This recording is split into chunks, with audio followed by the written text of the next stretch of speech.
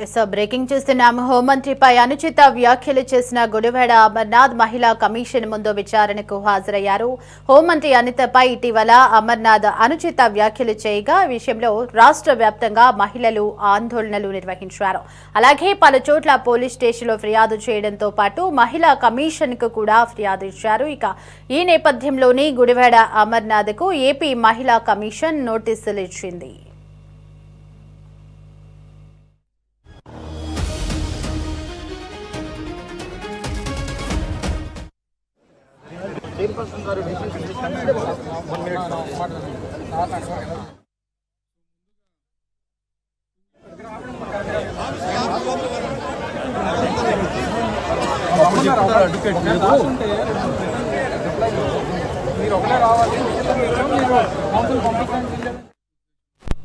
మహిళా కమిషన్ ఇచ్చిన నోటీసులతో గుడివాడ అమర్నాథ్ విచారణకు హాజరయ్యారు. గుంటూరులోని మహిళా కమిషన్ కార్యాలయానికి అడ్వకేట్ పొన్నవోలు శ్రీనివాస్తో కలిసి వచ్చారు. ఈ క్రమంలో కార్యాలయంలోకి పొన్నవోలును పోలీసులు అనుమతించకపోవడంతో కొద్దిసేపు అక్కడ ఉద్రిక్త పరిస్థితి తలెత్తింది. అనంతరం ఇద్దరిని కార్యాలయంలోకి వెళ్లడానికి అనుమతించారు. ఇదిలా ఉంటే గుడివాడ అమర్నాథ్ ను సపోర్ట్ చేస్తూ వైసీపీకి చెందిన పలువురు మహిళలు మహిళా కమిషన్ కార్యాలయానికి వచ్చారు.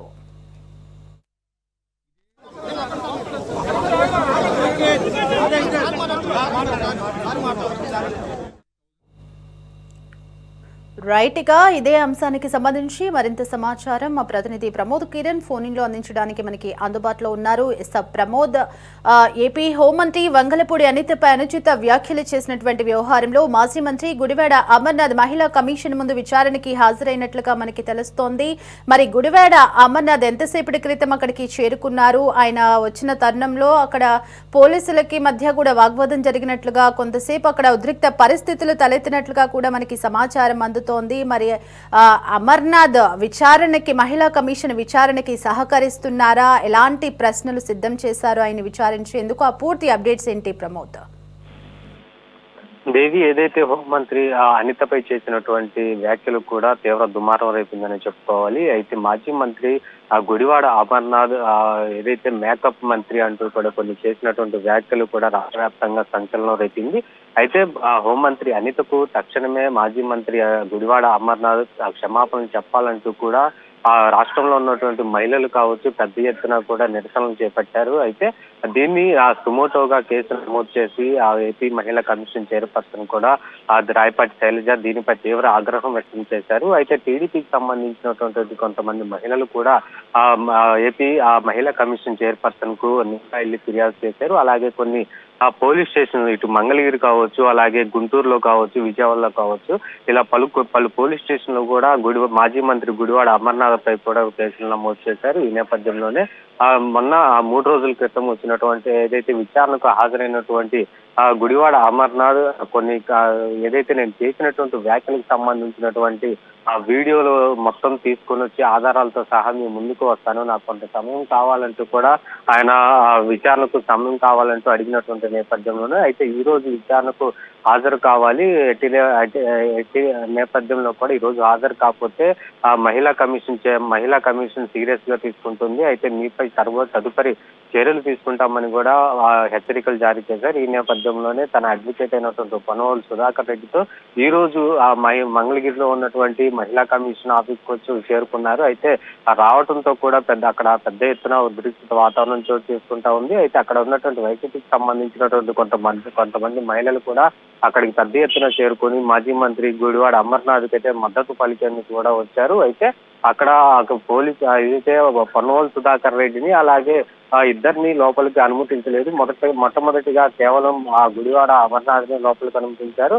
అయితే తన అడ్వకేట్ ను కూడా లోపలికి అనుమతించాలంటూ కూడా పోలీసులతో వాగ్వాదం చేస్తున్నటువంటి పరిస్థితి. అయితే వాగ్వాదం చేస్తున్నప్పుడు తర్వాత వెంటనే అక్కడ ఉన్నటువంటి చైర్పర్సన్ తో మాట్లాడిన తర్వాత అడ్వకేట్ ను కూడా లోపలికి పంపించారు. అయితే హోంమంత్రి అనితపై చేసినటువంటి వ్యాఖ్యలు మీరు వెనక్కి తీసుకోవాలంటూ కూడా మహిళా కమిషన్ హెచ్చరించింది. అయితే ఇప్పుడు ఆ వ్యాఖ్యలను వెనక్కి తీసుకుంటారా లేదా అనేది ఇంకా స్పష్టత రాలేదు. అయితే ఆ విచారణలో కూడా ఈ యొక్క విచారణలో అసలు హోంమంత్రి అనితపై అటువంటి ఘాటు వ్యాఖ్యలు చేయడానికి గల సంబంధం ఏంటి, అంటే మహిళలను కించపరిచే విధంగా ప్రతి ఒక్క మహిళ కూడా ఆ మేకప్ వేసుకునే ఉంటారు. అటువంటి ప్రతి ఒక్క మహిళను కూడా మీరు కించపరిచారంటూ కూడా ఆ మహిళా కమిషన్ అయితే సీరియస్ గా తీసుకుంది. అయితే మహిళలకు మీరు వెంటనే క్షమాపణ చెప్పాలి. అలాగే హోంమంత్రిగా, ఒక రాష్ట్రానికి హోంమంత్రిగా ఉన్నటువంటి అనితపై లాంటి అనుచిత వ్యాఖ్యలు చేయడం కూడా సమంజసం కాదు. కాబట్టి మీరు ఈ వ్యాఖ్యలు వెనక్కి తీసుకోవాలంటూ కూడా గుడివాడ అమర్నాథ్కి తెలిపినటువంటి విషయం. అయితే ఈయన మొత్తం ఏదైతే అసలు హోంమంత్రి అనితపై చేయాల్సినటువంటి సందర్భం ఎందుకు వచ్చింది, ఆ వీడియోలు మొత్తం కూడా ఇప్పుడు మహిళా కమిషన్ చైర్పర్సన్ ఎదుట ఉంచారు. అయితే ఆ వీడియోలు మొత్తం కూడా అంటే వైసీపీ నాయకులను కావచ్చు, అక్కడ ఉన్నటువంటి అమర్నాథ్ ను కూడా కొంత ఘాటు వ్యాఖ్యలు చేశారు. ఈ నేపథ్యంలోనే హోంమంత్రి అనితపై అటువంటి మాటలు మాట్లాడాల్సి వచ్చిందంటూ కూడా చెప్పినటువంటి సందర్భం. అయితే ఈ యొక్క విచారణ పూర్తయిన తర్వాత మహిళా కమిషన్ దీనికి ఎలా తీసుకుంటారనే దాన్ని కూడా వేచి చూడాల్సి ఉంది.